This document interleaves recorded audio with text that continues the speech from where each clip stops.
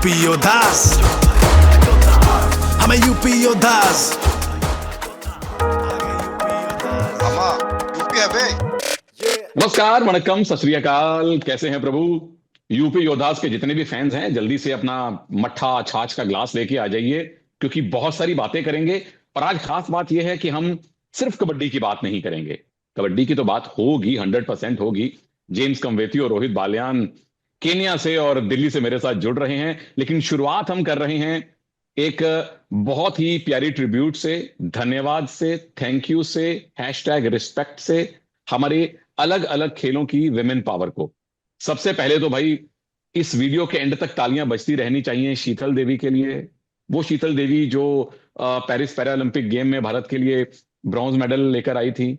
वो शीतल देवी जिन्होंने अभी अभी जो दिल्ली में वर्ल्ड एथलेटिक्स चैंपियनशिप चल रही है वहां गोल्ड मेडल जीता है। उसके अलावा भी कोई 25-30 उनके नाम वर्ल्ड लेवल पे मेडल हैं। वर्ल्ड चैंपियनशिप में 1 गोल्ड पहले है, 2 सिल्वर 1 ब्रॉन्ज पहले हैं। एशियन पैरा गेम्स में 2 गोल्ड मेडल हैं। एशियन चैंपियनशिप में एक गोल्ड मेडल है। और हम सब जानते हैं कि शीतल देवी दिव्यांग प्लेयर हैं। अब विधि का विधान कहिए कि उनके पास हाथ नहीं है, लेकिन वो अपने पैरों से निशाना बनाती हैं। आर्चर हैं, हम सबने उनको देखा है, तस्वीरें भी देखी हैं। और मेरी खुशकिस्मती है मैं कि उनके एक आध इवेंट पे मैंने कमेंट्री भी की है। तो वो अपने पैरों से अपना धनुष बाण पकड़कर निशाना लगाती हैं। ऐसी दृढ़ता, ऐसा सेल्फ कॉन्फिडेंस, ऐसी शारीरिक और मानसिक मजबूती ईश्वर सभी को दे। और शीतल देवी, आप पूरे भारत के लिए प्रेरणा हैं। जितना आपको सैल्यूट करें, जितनी आपकी इज्जत हम लोग करें, उतनी कम है। मूविंग ऑन, अब हमारी कबड्डी की एक चैंपियन महिला की बात कर लें, तेजस्विनी बाई। हर कोई इनको जानता है।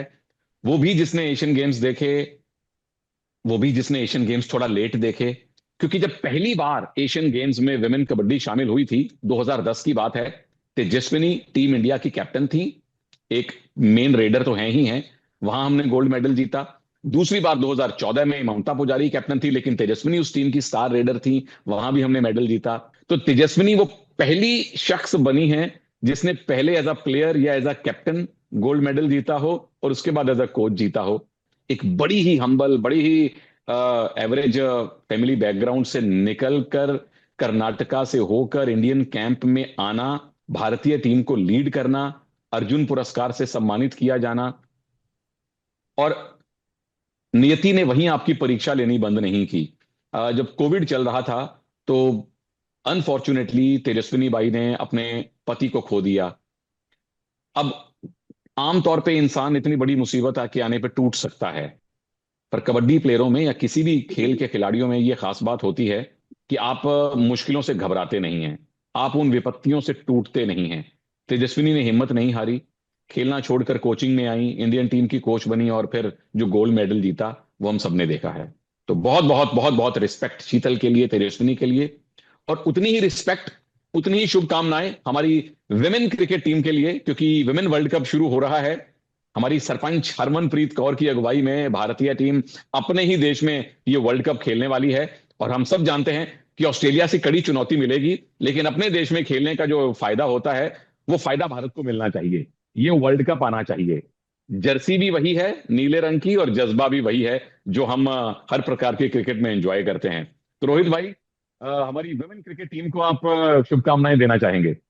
बिल्कुल सर, देखिए क्रिकेट की टीम अपनी महिलाओं की जितना जेंट्स खेलते हैं उतना ही हमारे मेडल महिला भी लेके आते हैं और अच्छा खेलते हैं। और सर देखिए, बहुत बढ़ावा मिला है हमारे देश में महिलाओं को, और अच्छी बात है उन्होंने इतने संघर्ष के बाद वे मेडल लेके आते हैं और जीतते हैं, पूरे देश का नाम रोशन होता है। तो सर मैं क्रिकेट टीम को बधाई देना चाहूँ, बेस्ट ऑफ लक बोलना चाहूंगा कि वो जाए और टीम के लिए, अपने देश के लिए गोल्ड लेके। थैंक यू रोहित भाई। James, you also very fond of cricket, and cricket is again very popular in Kenya. So your best wishes for the Indian women cricket team. Oh, yes, I would like to wish the Indian women team all the best and come with the gold at home. We'll be waiting. UP है बे। तो हमारा पहला segment आज खास तौर पे महिला athletes को, विमेन एथलीट्स को समर्पित था। शीतल देवी तेजस्विनी, हरमन और पूरी भारतीय महिला क्रिकेट टीम, और उनके अलावा और भी बहुत सी एथलीट्स, विमेन एथलीट्स, आप सबके लिए, सबके दिलों में बहुत बहुत रिस्पेक्ट है। अगले सेगमेंट में चलते हैं। अब कबड्डी पे लौट के आते हैं और जनरल खेलों की बात भी होगी। रोहित भाई, आपसे शुरू करना चाहता हूं कि हमेशा कहा जाता है कि अगर किसी भी खेल को बढ़ावा देना है तो ग्रास रूट लेवल पे काम करना बड़ा जरूरी है। वो क्रिकेट हो, वो आर्चरी हो, वो रेसलिंग हो, वो कबड्डी हो। तो ग्रास रूट लेवल पे नौजवान खिलाड़ियों के लिए कबड्डी को बढ़ावा देने के लिए आपके हिसाब से क्या कुछ किया जा सकता है? देखिए सर, कबड्डी अपना गांव से जुड़ा हुआ गेम।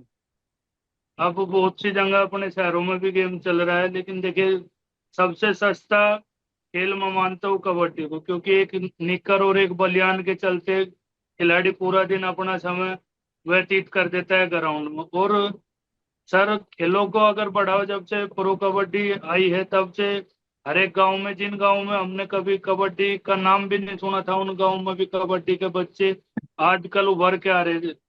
अपने जो फ्रेंचाइज है और बड़ी बड़ी संस्था है, अगर वे भी हायर करें ना बच्चों को कि हाँ आप कबड्डी खेलो, नौकरी हम देंगे आपको, तो उससे भी सर बहुत अच्छा स्कोप कबड्डी में आएगा। तो मेरी यही राय है सर कि कबड्डी आज हमारा पूरा देश खेल रहा है और नवयुवा नौजवान उभर के भी आ रहे हैं, गांव गांव में तो कबड्डी खेल ही रहे हैं। बिल्कुल, ग्रास रूट लेवल पे कबड्डी का, ये किसी भी खेल का बढ़ावा मिलना बड़ा जरूरी है।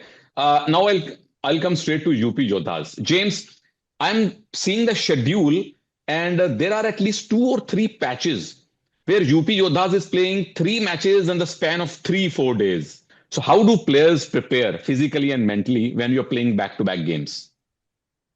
I think that is the toughest moment for both players and also the coaching staff, because this is a contact sport, and for contact sport, having 3 or 4 consecutive matches that has no rest in between is really difficult for the players, because one, you have to concentrate on the recovery of the players, because you need them fresh in every match that they're going to play, and you cannot guarantee someone's recovery in within a short time, like maybe less than 24 hours.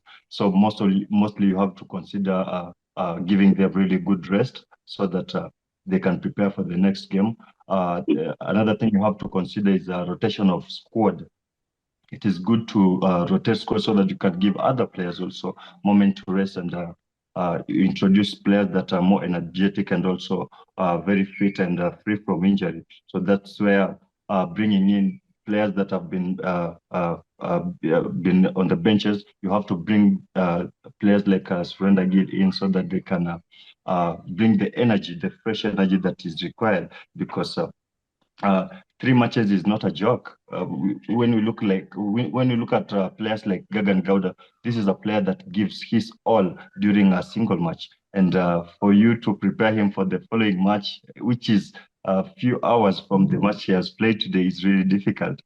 So you need to give him really good rest and bring in the other players. Also, you have to give them good stretches and warm-ups before the matches.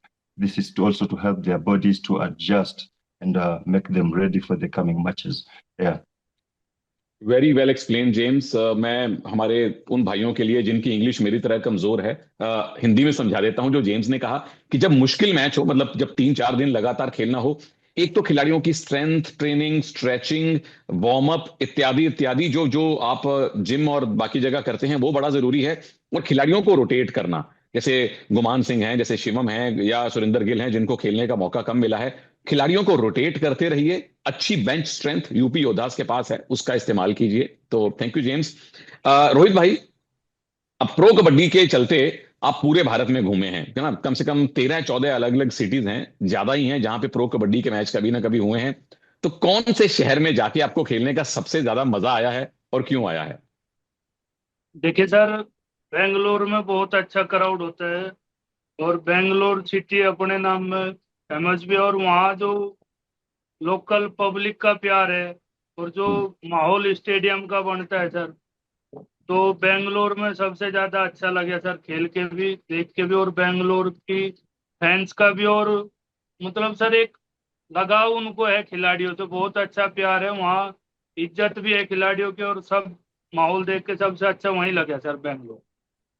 और वहां का मौसम भी बड़ा अच्छा होता है बेंगलुरु का, शाम को अच्छी हवा चलती है। James, you've also spent a couple of years in India and traveled across length and breadth of the country. Your favorite city where you have played pro kabaddi and why? I think I'll go with Pune. Pune is the first place I made my first raid, and I think it has been a really good city to me because the fans were so well and so supportive. I think I'll go for Pune anytime, any moment. I am also, leaning a little towards Pune. I'm a small towner. छोटे शहर में मैं पला बड़ा हूं, तो छोटे शहर वालों को छोटे शहर पसंद आते हैं। पुणे छोटा शहर नहीं है। पटना भी छोटा शहर नहीं है, लेकिन पटना में पहली बार कबड्डी हुई तो लोगों ने वहां की दीवानगी देखने लायक थी। पुणे के साथ मेरी अपनी एक पर्सनल मेमोरी है। मैं सीजन 2 की बात है, जब पुणे स्टेडियम में एंटर किया तो लोग ढोल नगाड़े बजा रहे थे। उन्होंने मेरा नाम बोलना शुरू कर दिया, डिना डिंडा सुनील सर आ गए, डिना डिंडा सुनील सर आ गए। तो वह Pune, well done well done, हमें एक खास रिस्पेक्ट देने के लिए। मामा यूपी है बे। आगे चलते हैं सेगमेंट 3 में। यहां बात करेंगे आप लोगों के सवालों की। ये जो आप यूट्यूब पर, इंस्टाग्राम पर और हर प्रकार के ग्राम किलोग्राम पर वीडियो देख के अपने सवाल पूछते हैं #MAMC से, तो उनमें से कुछ खास सवाल हमने चूज किए हैं जो मैं जेम्स और रोहित से पूछने वाला हूं। रोहित भाई, यूपी योद्धास के कबड्डी के स्टाइल को अगर आपने एक्सप्लेन करना हो, अब हर एक टीम की अपनी अपनी फिलॉसफी है, अपना अपना स्टाइल है कबड्डी खेलने का। अगर आपको यूपी योद्धास की कबड्डी का स्टाइल फैंस को बताना हो तो कैसे बताएंगे? देखिए भाइयों, यूपी योद्धाज एक अपने आप में एक यूनिटी टीम है, और आप देख रहे होंगे कंटिन्यू उन उस टीम के कोच भी कंटिन्यू वही जसवीर कोच साहब अपने बने हुए हैं, निरंतर उसी टीम में हैं, और उनका जो खेलने का और बच्चों का लगाव है बहुत ही, मतलब एक अपने जो है, हम लोग हमारे गार्जियंस माता पिता भी इतनी केयर नहीं करते जितनी कोच साहब केयर करते हैं, क्योंकि उस समय हमारे सारे काम वो ही देखते हैं, हमारे खांसी भी हो, टेबलेट भी हो, सब चीज कोच साहब पे ही डिपेंड करता है। तो एक गार्जियन की तरह तो यूपी योद्धाज के कोच को मैं धन्यवाद बोलना चाहूंगा कि आपने अपनी टीम को एक धागे में मोती की तरह पिरो के रखा हुआ है टीम को, और आपकी टीम अच्छा भी कर रही है। ये तो बैड लक है, अप डाउन मैच है, परफॉर्मेंस चलती रहती है, उसमें कोई डाउट नहीं है, लेकिन यूपी और दाज को मैं एकजुट टीम देखता हूँ सर। बिल्कुल, ये इस बात का मैं गवाह हूं। मैं बार बार इस बात को बोलता हूं, क्योंकि अब तो चलिए मैं यूपी के साथ काम कर रहा हूं इसलिए नहीं। 2 सीजन पहले जब मेरठ में एकेडमी थी तो मैंने पूरा दिन बिताया था टीम के साथ। जसवीर सिंह साहब से, उपिंदर भाई से बड़े प्यार से उन्होंने खाना खिलाया। उन्होंने कहा कि हमारा पंजाबी भाई आया है, तो उन्होंने मक्की की रोटी और सरसों का साग बनवाया मेरे लिए। तो टीम का माहौल देख के लगा कि ये तो परिवार है। और अगर मैं फैन के तौर पे देखूं, एक आउटसाइडर के, एक न्यूट्रल कमेंटेटर के तौर पे देखूं, ये वो टीम है जो अपने खिलाड़ियों में ज्यादा चेंज नहीं करती। ऐसा नहीं है कि पूरी टीम बदल दी, 1-2 प्लेयर जाते हैं, 1-2 प्लेयर आते हैं, टीम का कोर जो है वो सेम रहता है। इसीलिए टीम लगातार अच्छा खेल रही है। भाई, दिल्ली और हरियाणा का मैच तो हमने जो देखा है वो सबने देखा है, तो उसके आखिरी मोमेंट्स को लेके आपके क्या विचार हैं? क्या लगता है आपको? देखिए सर, ये गेम है, और गेम को देखिए, हमारे दौर में जब कबड्डी खेल रहे थे सर, उससे जो पहली पीढ़ी थी, मतलब अनूप भाई साहब हो गए, जोगिंदर भाई साहब हो गए, और अपने मनप्रीत भाई साहब हो गए, ये सब मतलब इनका इतना रेस्पेक्ट सब लोग करते थे कि पैर छूना और उनकी बातों को मानना। लेकिन जो आज की कबड्डी हम देख रहे हैं, जैसे मैच पे भी ये लोग दिखा रहे हैं, ये तो आप आने वाली पीढ़ी को वो दिखा रहे हो कि आप कहीं ना कहीं एक दूसरे में द्वेष भावना का सीजन है। ठीक है, मैच हार जीत है, अप डाउन है, चलता है, ठीक है, लेकिन अपनी जो प्यार भावना है वो तो कम से कम बरकरार रहे। मैच में आप कर रहे हो, हाथ हैंडशेक नहीं मिला रहे हो, तो ये कहीं ना कहीं सर गलत बात है। तो ऐसा नहीं होना चाहिए, मेरा मानना ये है। भाईचारा बना रहना चाहिए, भाईचारा ऑन बिल्कुल टॉप, सर। जैसे यूपी हरियाणा में कहते हैं। रोहित भाई, अब वापस यूपी योद्धास पे आते हैं। एक सवाल है रेडर्स को लेके, एक सवाल है डिफेंडर्स को लेके। इस समय अगर डिफेंडर्स की लिस्ट देखें तो अपने कैप्टन सुमित नंबर 1 पे बैठे हुए हैं। क्या यस। सुमित, आशु, महेंद्र, हितेश और इवन कल हमने कृष्ण ढुल को भी देखा है, क्या इस बार सबसे बेस्ट डिफेंस या one of the best defence आप यूपी योद्धास का मानते हैं? तो कहीं ना कहीं सर यूपी योद्धाज का बेस्ट डिफेंस है। गलतियां हो रही है, उन गलतियों को, थोड़ी थोड़ी गलतियों को सुधारने की बात है, लेकिन मैं यूपी योद्धाज के डिफेंस को सबसे अच्छा आंकता हुआ अभी तक प्रो कबड्डी में सीजन 12 में। क्योंकि फर्स्ट शुरू के 2-3 मैच हम खेले, कहीं ना कहीं फिर डगमगाए, फिर हम 2 मैच विन किए कल, फिर हमारे, लेकिन डिफेंस के बारे में अगर ज्यादा हम चेंज करेंगे सर, कहीं ना कहीं दिक्कत का विषय हमें होगा। और हमारी टीम बिल्कुल सेटल खेल रही है, कोई प्रॉब्लम है नहीं सर। तो मैं सबसे बेस्ट डिफेंस अपनी टीम का आंकता हूँ। अगर मैं एक लाइन इसमें ऐड कर सकूं, सबसे बेस्ट लेफ्ट कॉर्नर इस लीग में अब तक जो खेला है वो सुमित कुमार खेले हैं, हमारे कैप्टन। और जो कुछ महीने बाद जो एशिया कप के लिए 40 प्लेयरों का स्क्वाड आएगा और बाद में अगले साल टीम जाएगी, मैं उसमें सुमित कुमार को इंडिया का फर्स्ट लेफ्ट कॉर्नर देख रहा हूं जी, कि उनको इंडियन टीम के लिए स्टार्ट करना चाहिए। और रोहित भाई, आपने रेडर्स की भी साथ में बात की थी। रेडर्स एक साथ मिलके एक यूनिट के तौर पे कैसे और बेहतर कर सकते हैं? क्या कुछ और रेडिंग के डिपार्टमेंट में हम बेहतर कर सकते हैं?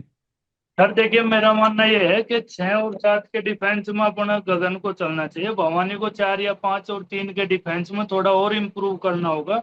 और भवानी को उसी लेवल की आपको ट्रेनिंग भी देनी होगी, और 2 और 3 के डिफेंस में स्पेशल तौर से ट्रेनिंग देनी होगी। नहीं आप भवानी से करा रहे तो कहीं ना कहीं आपके पास केशव है, शिवम है, आप उनके उनके ऊपर जा सकते हो। अगर आपको 2 या 3 में रेडिंग करानी है तो उनको थोड़ी सी कोचिंग उनको देने के बाद आप उनको अंदर लाके 1-2 रेड ट्राई करा के, ऐसा नहीं, क्योंकि देखिए सर, कबड्डी सब देखते हैं।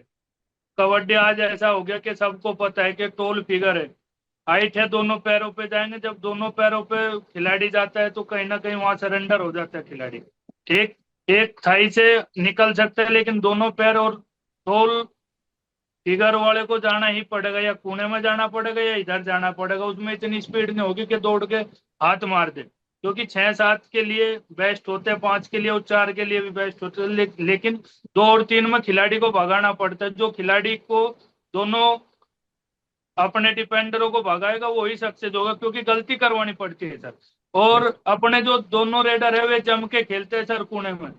तो कहीं ना कहीं तीसरा ऑप्शन आपको चूज करना चाहिए, क्योंकि पिछले 2-3 मैच जो हम हारे हैं, कहीं ना कहीं 2 की गलती में ही हारे हैं। जब हमारे सुपर टैकल हुए वो ऑल आउट दूसरी टीम को लगना था, वो ऑल आउट हमारी टीम को लगा। तो कहीं ना कहीं मैं कोच साहब से यही गुजारिश करना चाहूंगा कि आपके पास केशव बैठे हैं, शिवम है, स्पीड का रेडर है, नया बच्चा है, उसके ऊपर थोड़ा ध्यान दे के तो कहीं ना कहीं उनको अंदर लेकर आ जाए। या फिर अपने पास गुमान सिंह है ही, वो 6-7 में स्कोर ये दोनों करे, तो गुमान को यूज कर लो, क्योंकि उसके पास जंप भी है, वो भी है, तो जंप भी मारते हैं और निकलते भी। तो ये एक मिक्स होना चाहिए सर रेडरों के लिए। वैसे ओवरऑल रेडर हमारे सर फिक्स खेल रहे, अच्छा खेले।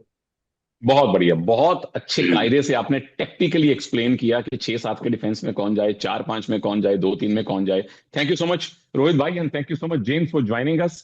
हमने आज एपिसोड की शुरुआत की थी हमारी महिला शक्ति को सैल्यूट करके, शीतल देवी, हमने तेजस्विनी की बात की, हमने इंडियन वुमेन क्रिकेट टीम की बात की जो अब अपने देश में वर्ल्ड कप खेल रही है। फिर हमने दूसरे खेलों से रुख मोड़ा कबड्डी की तरफ, और जनरल कबड्डी से हम यूपी योद्धास की तरफ आए। मुझे लगता है कि इतना कॉम्प्रिहेंसिव एपिसोड हमने बहुत कम किए हैं। उम्मीद करेंगे आगे भी इस तरह की कबड्डी और कबड्डी के अलावा खेलों की आपसे बात करें। तो अपने सवाल जरूर पूछिए। #MAMC मैट और मसाला चाय, चाहे आप यूट्यूब पे देख रहे हैं, ट्विटर पे हैं, एक्स पे हैं, इंस्टाग्राम पे हैं, जहां भी हैं, नीचे सवाल पूछिए और आपके चुनिंदा सवालों को अगले एपिसोड्स में हम जरूर शामिल करेंगे। और यूपी योद्धास की तरफ अपना प्यार बना के रखिए। टीम जीते तो जरूर, और टीम ना जीते तो बहुत ज्यादा प्यार की जरूरत होती है खिलाड़ियों को, अपने फैंस की। तो चलिए अगले एपिसोड में मुलाकात होती है। Thank you very much. आ गए यूपी योद्धास।